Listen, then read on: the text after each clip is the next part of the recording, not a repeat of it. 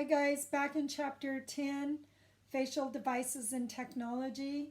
And in this section 10-8, we're going to demonstrate how to safely and effectively use the vacuum machine. So the vacuum machine is also called the suction machine, and it is used in your facials when the esthetician's goal is to remove impurities, stimulate the skin, or perform a machine-aided facial lymphatic massage. So the machine uses glass or metal suction cups that come in different sizes and shapes depending on their use. So here's what they look like. These are glass that you can see here. I put this black dot here just to show you the hole. You couldn't really see it in this photo. So these are glass and they're called ventouses. And this one you see does not have a hole. And that is because it's a really good one for little small areas like open comedones. So it helps to loosen the comedones.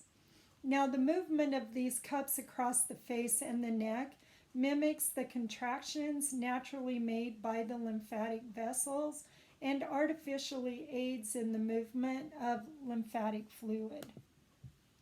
So determining when to use the vacuum machine during a service is the first step in using one. Now this machine can be used after desincrustation and before you do extractions. Okay, and it can also be used in place of massage.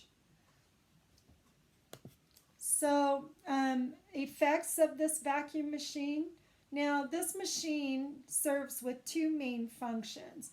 One is it suctions dirt and impurities from the skin, and two, it stimulates the dermal layer as well as lymphatic and blood circulation. So the contraindications and the best practices for your vacuum machine. So it's really important, guys, that you be aware of the contraindications and best practices for the vacuum machine in order to prevent harming your client. The vacuum machine should not be used on cuperose skin with distended or dilated capillaries or on open lesions. So to avoid harming the client's skin, do not use suction on inflamed rosacea or cuperose skin. And you never want to suction liquids or oils into your suction devices, into these. You don't want to suction that into there. Okay, and avoid using strong suction because it can cause tissue damage or bruising. And I have seen in the past where somebody had the machine turned up too high and they caused a bruise on somebody's face. So holding the skin taut with the proper settings will allow you to avoid damaging the skin. So safety and maintenance for your vacuum machine. So to clean and maintain the vacuum machine, you want to follow these guidelines. First, clean all these little glass ventouses here with soap and water. I put soap in the end of them, and then sometimes I take a Q-tip and run a Q-tip up inside of there. And then once you clean them with soap and water, then you want to soak them in a disinfectant of appropriate strength, like your Marvicide, Barbicide. So you want to follow the manufacturer's directions to clean the hand pieces and these hoses right here. There's a black hose and a red one. And honestly, it doesn't matter which color hose you attach to these. So you'll attach a hose here and here and on the end of here. And then this is the spray and the hose attaches there. Normally a filter is located at the end of the hose where the hose attaches to the orifice connected to your machine. Now the filter may have to be changed frequently depending on the number of uses, and you want to store these glass tips in a cloth or covered storage area to prevent breakage. I personally have wrapped them into like bubble wrap or packing wrap, and then just store them in a container. They are glass and they do break easily. I have dropped them before and broke them, so I know that from my experience. The vacuum machine. So the procedure, when you guys are using it, first apply a medium such as water to prevent or to provide slip during the process of using these. And then you're going to attach whatever appropriate glass or metal, these are glass ventouses, to the hose here after inserting a piece of cotton into the handpiece as a filter. So you can have, some of them come already with little filters in there. I personally don't like those. I remove them and then you can put a little piece of cotton in there, but you don't want it so much that it blocks the suction pressure.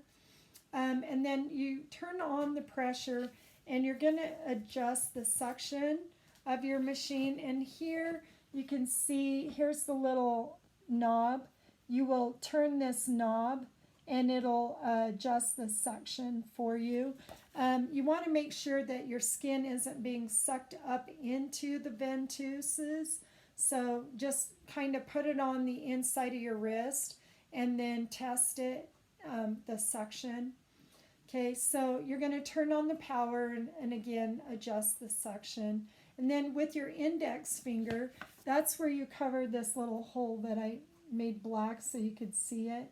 You're going to cover the hole on the handpiece when moving the suction across the skin, starting at either the top or the bottom of the client's face. Usually 3 to 5 passes on each area is enough, and it should be adjusted according to each individual's skin sensitivity. And then you want to slowly move the device horizontally on moistened or damp skin. And then keep moving this ventouse across their face without stopping.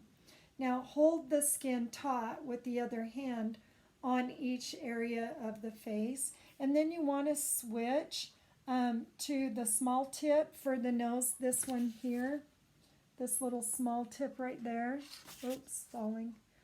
Switch to that one on the nose. And it doesn't have a little hole in that ventouse, but it'll go right in the crease of the nose. So that's really nice for a lot of congestion that people get in the creases of their nose. Now, to avoid pulling on the skin, what you're going to do is you're going to lift your finger off of this hole here. So you're going to pull it across the skin, and then before you lift, release your finger off of the hole, and that will disengage the suction from the skin. Otherwise, you're going to snap the skin and you could break capillaries. So you want to make sure that you're lifting your finger off of there. Okay, and then disengage the attachment from the hose. So to get this little attachment here, so the hose would be connected here. To disengage that, you're going to kind of twist it and pull. It's a twisting, pulling motion from here. And then, so you want to do that. And then another thing that I do, this is just me, but see how it's got the black and the red hose? So I use the black hose for my spray and the red for my ventouses, and then I remember which one I used for which, because if I'm using the red for suction and if any debris happen to get past and get into this hose, if I use the red one later on here, because they are interchangeable, then I'm going to spray whatever debris was in this hose onto the client's face. So that's why I don't do that. I just use black for this one and I use red for these. But you could use the opposite of what I just said too. Okay? All right, guys, so that's the end of this section. There is a check-in question, and it is, what are the 2 effects of the vacuum device? So I need you to send those to me at krista@oliverfinley.com. And then what I want you to do is go back through and reread this section demonstrate how to safely and effectively use the vacuum machine. And then what I want you to do, there's a little do section, and it is vacuum procedure, fill in the blank. So go ahead and do that as well. And then that is it for this section. See you later.